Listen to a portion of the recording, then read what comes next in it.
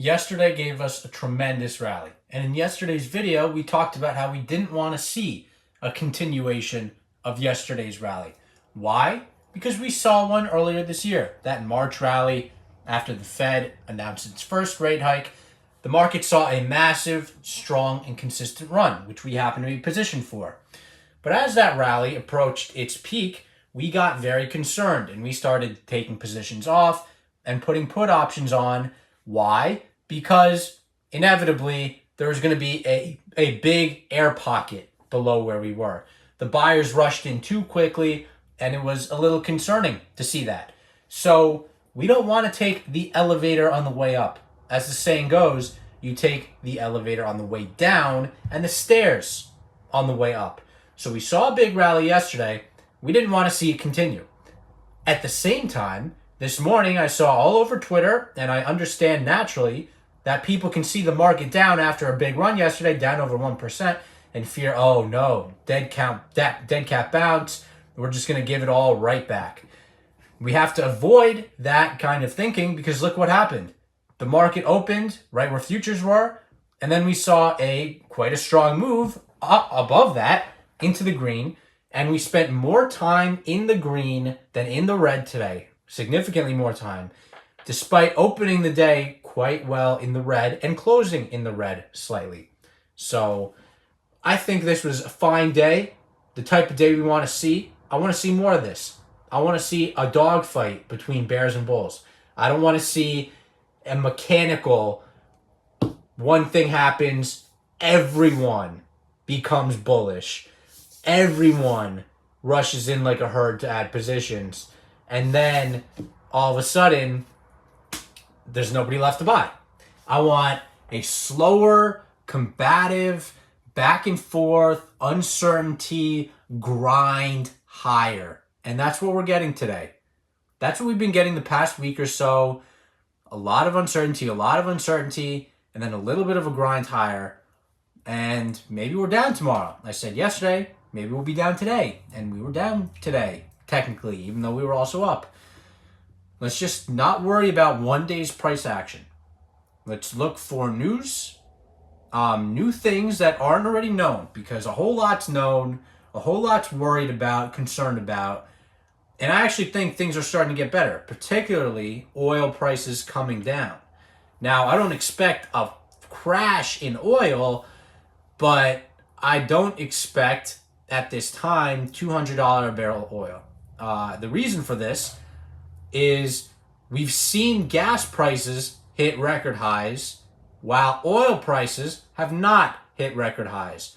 This is because gas prices they factor in the price of oil, but they're actually a separate commodity. They have to go to refiners, and refiners have to produce the products. The United States has not built any new refineries as of late, and the Chevron CEO, Mike Wirth, recently said he doesn't expect any more refineries to ever be built in the United States.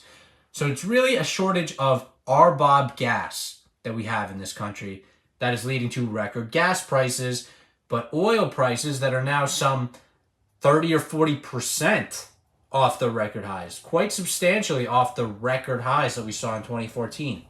So that's good news. I think it could have an impact on gas. Again, we'll have to see. I'm saying that they're not exactly the same, but obviously there is some level of correlation. Additionally, Biden's going to Saudi Arabia. I don't know what's going to happen with that. That's a wild card. Maybe they increase production in refinery production. China is doing a second lockdown. That has been a big wild card in things. You know, there's reasons to be bullish, and of course there's reasons to be bearish, but there has been, like we were afraid of, too much bullishness on the upside. In my opinion, too much consensus bearishness on the downside. And when stocks take the elevator down, because everyone makes the same move all at the same time at maximum force. And we saw, it was like something like the sharpest 5-day decline since the global financial crisis or dot-com bubble, or, maybe March 2020. It was probably March 2020. Regardless, I don't think we're in that position. I mean, the Fed futures market is pricing in 4% Fed funds rate. Highly unlikely they go beyond that. somewhat unlikely they even get to that, but we'll just go with what's being priced in. But highly unlikely they go beyond that, especially if oil prices come down. So I think a lot is feared. A massive drawdown has occurred. The NASDAQ is down, or was down at some point, over 35%. The S&P 500 down over 20%. Apple down some 20 to 30%. Amazon down over 40%. Meta down over 50%. These are not small numbers. These are massive numbers.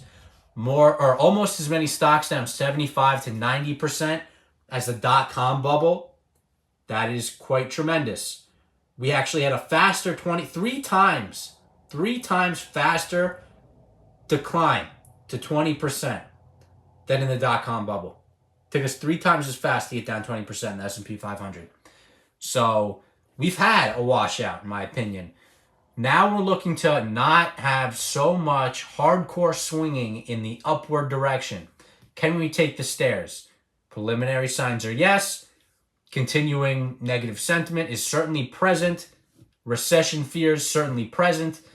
I think the makings of a bottom are in. The people who are afraid of a recession, who are concerned about the market, who think valuations are still too high, guess what? They've already done. They've sold. They've been the reason why we've seen the 3 times faster decline, 20% than the dot-com bubble. There's people who are going to be scared. There's people who are going to see the market down 1% plus in the morning after a big rally and be fearful, not realize that's okay, and literally what we discussed on this channel yesterday, that should happen, and we actually wanted to see that happen. And that there's going to be selling. It's going to happen. It's not, as I said, we don't want even a consensus bull. It doesn't look like that's going to happen. But there are reasons for the dogfight to continue, at least for now. And that dogfight continuing is what can help create a bottom. And then maybe at some point we see a sharper recovery. But again, we don't want to see that until we get an all clear. We want to be buying and be greedy when others are fearful. And others are fearful, so we got to be greedy. That's just the way it is. So we'll see what happens tomorrow. We'll see what happens this week, next week, and the week after that. That's today's video. And until next time, peace out.